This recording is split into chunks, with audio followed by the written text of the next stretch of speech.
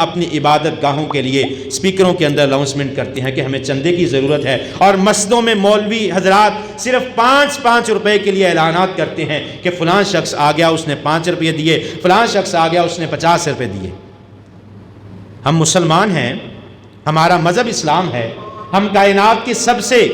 بہترین مذہب کو ماننے والے ہیں، کائنات کی سب سے بہترین جگہ مسجد میں بیٹھنے والے ہیں، اور کائنات کا سب سے بہترین جو مذہب ہے جو قیامت والے دن کامیابی کی ضمانت ہے، ہمارا یہ حال ہے۔ اب مدارس کی بات کرنا چاہوں گا